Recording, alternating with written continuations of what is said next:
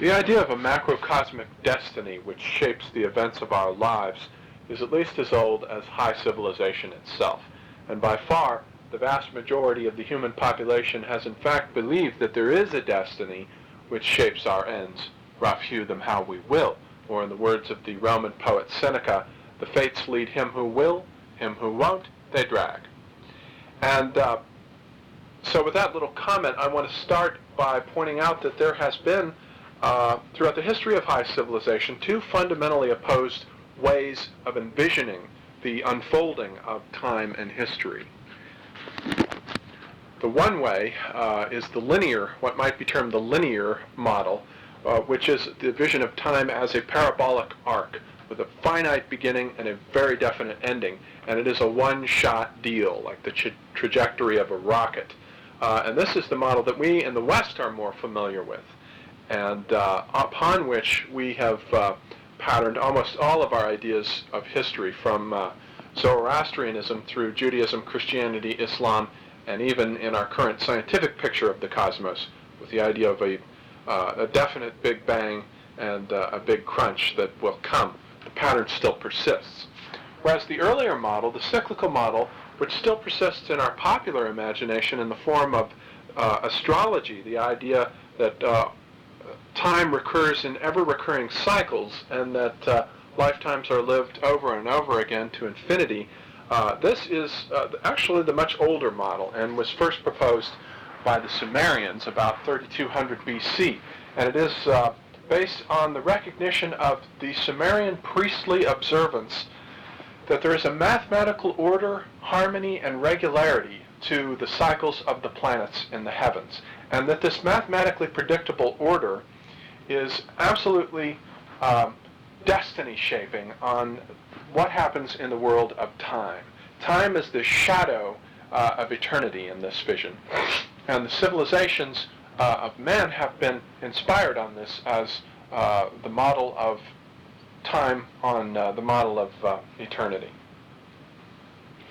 And so those are the two models, the linear and the cyclical. Now, the linear model was first proposed by the Persian prophet Zoroaster. Zoroaster lived probably about 1000 BC. He was Persian. And the Persians have envisioned the cosmos as having an absolute beginning and an absolute ending, and spanning an arc of about 12,000 years. Now this 12,000-year arc is then to be further subdivided into four distinct phases of 3,000 years apiece. And with each of these epochs we have destiny-shaping events. The first epoch begins with the opposition of light to darkness. The two primordial gods are Ahura Mazda, the Lord of Light, and Angra Mainyu, the Lord of Darkness. Now Ahura Mazda proceeded to create a world of angelic beings called Amisha Spentas, and it is upon these that the Western idea of angels were modeled. And these were absolutely radiant beings of pure light. And the Lord of Darkness, Angra Mainyu, perceiving these beings, tried to attack them, and his attack failed. So he fell back into his world of darkness and responded by creating all the devils and demons. And Ahura Mazda descended down to him and proposed peace, and Angra Mainyu rejected the offer. And Ahura Mazda said, well, let's oppose a period of 9,000. I propose a period of 9,000 years of conflict where the two of us will battle for the stage. And Angra Mainyu agrees to this. So Ahura Mazda then begins by solidifying his creation and creating the constellations and the sun, the moon, the stars, the earth. So right off we have the idea of a fall of light into darkness. In order to create, there has to be a sort of cooperation between the two powers of light and darkness.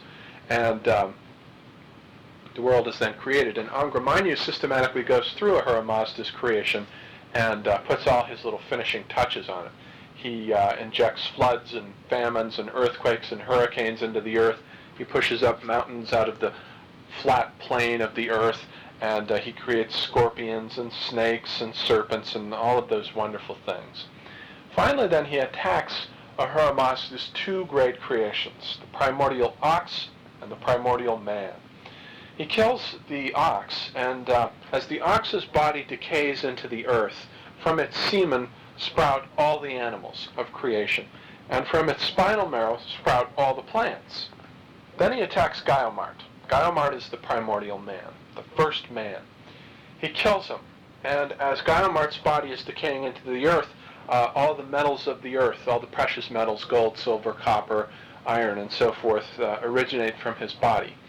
And from one of the metals, gold, a plant springs up, and it unfolds its petals, and sitting upon it are the first man and first woman, the Adam and Eve pair, Masha and Mashoi.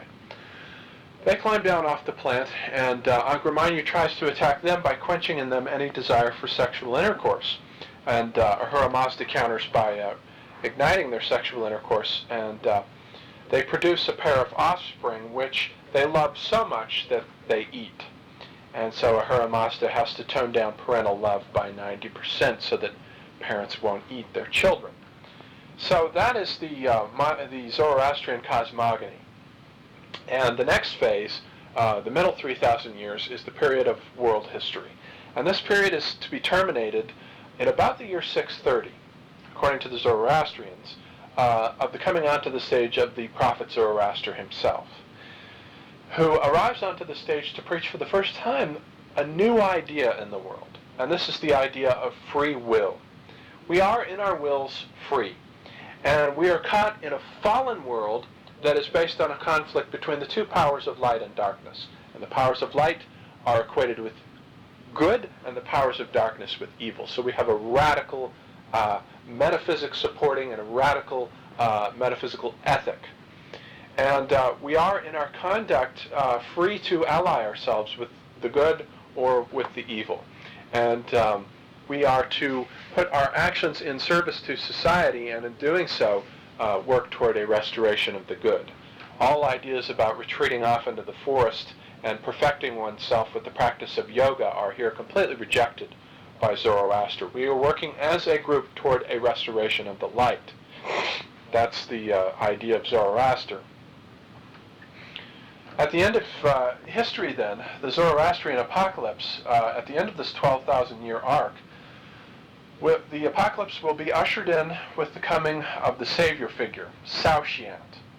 Saoshyant is the third great protagonist in this drama after Gaiomart, the primordial man, Zoroaster himself, who comes in the middle of this parabolic arc, and Saoshyant, who comes at the end. And there will be a general resurrection of the dead and a separation of the righteous from the wicked, and a flood of all the metals in the earth will be melted down by a comet that will crash into the earth, and a molten river will flood over the earth, burning all the damned, killing all the demons, filling up hell. Angramanyu will be killed, and all the hills and valleys and canyons will be filled up, and earth will become a flat, solid plane of radiant light filled with the righteous, who will spend the rest of eternity on that wonderful plane of light. So that's the Zoroastrian idea of a linear arc of the cosmos with an absolute beginning and an absolute ending. It's a one-time deal, culminating with a victory of light over darkness. And this was the model for our later Western systems, our Judeo-Christian and Islamic models of a day to come in the far future of the end of the world, once and for all. And the cycle will not be repeated again. Now in the, as I say, the cyclical model, which was proposed by the Sumerians, was diffused to the civilizations of the world, but in particular had a hold on the imagination of the Easterners, the Hindus and the Chinese, and the Hindus in particular. And the Hindu model of what are termed the Maya Yugas is to be radically opposed to this linear model. Now, the Hindu conception of the Maya Yugas, the destiny of the cosmos, is as follows. We are to imagine that there is a god asleep. This is the great god Vishnu, who sleeps on the cosmic ocean.